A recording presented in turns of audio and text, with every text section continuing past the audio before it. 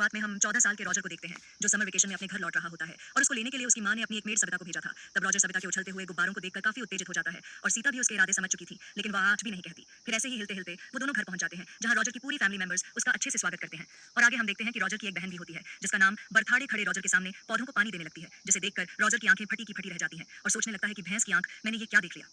उसके बाद रॉजर जब ये सब बातें सोचकर जंगल में रहा था, तभी अचानक वह फिसलकर पास ही के एक झाड़ी में गिर जाता है और वहां उसे किसी लड़की की हंसने की आवाज सुनाई देती है। फिर वह देखता है कि उसी के घर की एक मेड उर्सुला किसी अनजान आदमी के साथ जंगल में इंटीमेट हो रही है। तभी उर्सुला रॉजर को देख लेती है और मुस्कुराने लगती है। तब रॉजर घबराकर वहां से भाग जाता है। फिर रात को रॉजर अपने फैमिली के साथ डिनर करने के बाद अपने रूम में सोने के लिए चला जाता है। तभी अचानक उसे अपने कमरे के बाहर कुछ खड़खड़ नहीं की आवाज सुनाई देती है और बाहर जाकर वह देखता है कि उसी के घर की एक मेड, जिसका नाम हेलेन होता है, उसको दरवाजे के पीछे से कोई बजा रहा है। फिर फटाफट काम पूरा होने के बाद हेलेन अपने कपड़े ठीक करके वहां से चली जाती है और यहाँ रॉजर किसी तरह अपने अरमानों को दबाकर सोने के लिए चला जाता है। फिर अगली सुबह बता देते हुए अपने सीक्रेट शेयर करते थे। फिर वह दोनों एक दूसरे से बात कर ही रहे थे कि तभी घर के सभी मेड्स नदी के किनारे आ जाते हैं, जिससे दोनों भाई बहन एक पेड़ के पीछे छुप जाते हैं। फिर सभी मेड्स आपस में बात कर ही रहे थे कि तभी नदी की दूसरी तरफ से 3 आदमी गुजरने लगते हैं और यह तीनों रॉजर के ही घर के नौकर थे। फिर वह तीनों हल्के होने के साथ साथ नदी के उस पार बैठी मेड्स को अपने अपने औजार दिखाने लगते हैं। पर उर्सुला भी कुछ कम नहीं थी और वह भी जोश में आकर अपने गुब्बारे उन्हें दिखा देती है और यह सब होता हुआ रॉजर भी एक पेड़ के पीछे छुपकर देख रहा होता है। फिर अगले दिन हम देखते हैं कि रॉजर की बड़ी बहन एलिसा अपने पिता के साथ घर आई होती है और घर के सभी फैमिली मेंबर्स अच्छे से उसका स्वागत करते हैं। फिर एलिसा सभी से गले मिलती है, लेकिन रॉजर से सिर्फ हाय हेलो कहकर अंदर चली जाती है। तब रॉजर अपने साथ में हुई इस भेदभाव के कारण काफी निराश हो जाता है और बथा को रॉजर की निराश समझ में आ जाती है और वह उसका मन बहलाने के लिए उसको एक चर्च में ले जाती है, जहां वह दोनों छत के ऊपर चढ़कर अपनी मानसी की बातें सुनने लग जाते हैं और उसकी मानसी मार्गरेट चर्च के पादरी के सामने अपने पाप कन्फेस कर रही होती है, जिसमें वह फादर को बताने लगती है कि मुझसे एक बहुत बड़ा पाप हो गया है। दरअसल मेरा नेफ्यू रॉजर अपने समर वेकेशन की छुट्टी पर यहाँ आया है और जब से मेरे नैन उसके नैनों से टकराए हैं, मैं तब से उसकी दीवानी हो गई हूँ और कई बार तो मैंने खुद को उसके साथ इंटीमेट होते हुए भी इमेजिन किया है।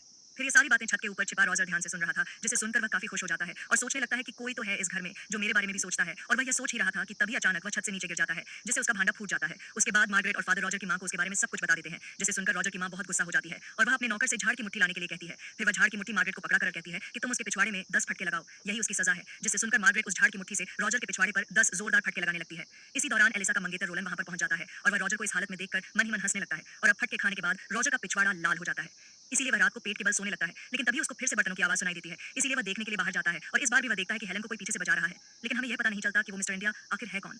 पर इस बार रॉजर के साथ साथ फ्रैंक भी इस नजारे को एंजॉय कर रहे थे। इसीलिए इसके बारे में पता करने के लिए रॉजर फ्रैंक के कमरे में जाने लगता है, जहां फ्रैंक अपने पैंट में हाथ डालकर दूरबीन से छंद सितारों का मिलन देख रहे थे। तब रॉजर को अपने कमरे में देखकर फ्रैंक चौंक जाते हैं और अपने कमरे से चले जाते हैं। उनके जाने के बाद रॉजर भी दूरबीन से चांद सितारों का मिलन देखने लगता है और वह समझ जाता है कि फ्रैंक तो साला उससे भी ज्यादा ठरकी है। फिर उसको टेबल पर एक अश्लील कहानियों की एक किताब मिलती है, जिसको लेकर वह वहां से चला जाता है। जब वह अपने कमरे की तरफ जा रहा होता है, तभी उसे अपने पेरेंट्स के कमरे के बाहर कुछ आवाजें सुनाई देती हैं। इसीलिए वह की होल से अंदर झांकने की कोशिश करता है, लेकिन तभी रोलैंड उसको झांकते हुए पकड़ लेता है। तब रॉजर उसे रिक्वेस्ट करता है कि प्लीज मेरे पेरेंट्स को इसके बारे में कुछ मत कहना, तुम जैसा कहोगे मैं वैसा करूंगा। जिसे सुनकर रोले रॉजर से अपना गाड़ी साफ करवाने लगता है। फिर अगले सीन में हम देखते हैं कि रॉजर अपनी बहन एलिसा और रोले से बातें कर रहा था। तभी रोले रॉजर से कहता है कि देखो मेरे जूते कितने गंदे हो गए हैं, इसे अच्छी तरह से साफ कर दो। लेकिन रॉजर ऐसा करने से मना कर देता है। तब रोले गुस्सा होकर रॉजर की मां को उसके बारे में बता देता है कि कल रात यह ठरकी आपके कमरे में झांक रहा था, जिसे सुनकर रॉजर की मां गुस्सा हो जाती है और वह रॉजर को घर से बाहर चले जाने के लिए कहती है। तब रॉजर मौका देखकर अश्लील कहानियों वाला किताब अपनी बहन एलिसा की किताब के साथ एक्सचेंज कर देता है। फिर वह बाहर छुपकर एलिसा को वह किताब पढ़ते हुए देखता है और एलिसा भी उस किताब को पढ़कर उसके मन में लड्डू फूटने लगते हैं। इधर रॉजर के अरमान भी जाग जाते हैं, इसीलिए वह उर्सुला के पास जाता है, जो किचन में अपना काम कर रही थी। फिर रॉजर झट से उर्सुला को पीछे से पकड़ लेता है। तब उर्सुला डरकर उसके सर पर एक प्लेट तोड़ देती है, जिससे रॉजर को दिन में ही तारे नजर आ जाते हैं। तब उर्सुला देखती है कि यह तो अपना रॉजर है और वो रॉजर के साथ इंटीमेट होने के लिए मान जाती है, लेकिन तभी दूसरी मेड वहां पर आ जाती है, इसीलिए रॉजर को वहां से भागना पड़ता है।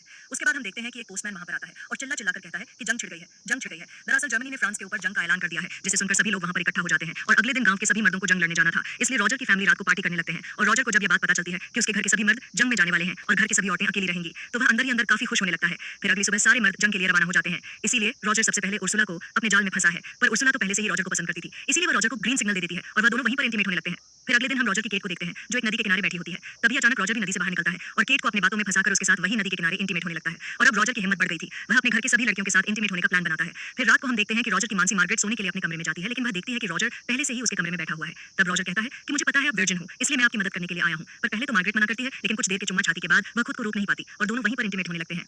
इसके बाद हम हेलन को देखते हैं, जो चाय नाश्ता लेकर उस दरवाजे के पास आती है, लेकिन इस बार मिस्टर इंडिया गायब था, क्योंकि वह भी जंग लड़ने के लिए गया था। इसलिए कोई और चारा न होने के कारण वह सीधा रॉजर के कमरे में जाती है। अब रॉजर भी उसकी ख्वाहिश पूरा करता है और उसके साथ इंटीमेट होने लगता है। फिर अगले दिन जब बथा और रॉजर बगीचे में बैठे हुए होते हैं, तब रॉजर की नजर उसकी बड़ी बहन एलिसा पर पड़ती है, इसलिए वह तुरंत उसके पास जाता है और वो एलिसा को भी अपने जाल में फंसा लेता है। पर एलिसा पहले यह सब करने से मना करती है, लेकिन अश्लील कहानियां पढ़ने की वजह से वह भी खुद को रोक नहीं पाती और वो दोनों वहीं पर इंटीमेट होने लगते हैं। उसके बाद हम देखते हैं कि घर की सभी लड़कियां लाइन लगाकर रॉजर के कमरे में जाती हैं और खुद को संतुष्ट करके बाहर निकलती है। फिर एक दिन खुले में एंजॉय करने के बाद एलिसा रॉजर से कहती है कि मैं प्रेग्नेंट हो गई हूं, जिसे सुनकर रॉजर की फटकर हाथ में आ जाती है। तभी वह दोनों देखते हैं कि रोलैंड प्लेन में बैठकर घर वापस आ गया है। दरअसल जंग खत्म हो चुकी थी और सारे मर्द वापस आ चुके थे। फिर रॉजर सोच ही रहा था कि इससे कैसे बाहर निकला जाए कि तभी उर्सुला उसके पास आकर कहती है कि मैं भी प्रेग्नेंट हो गई हूं।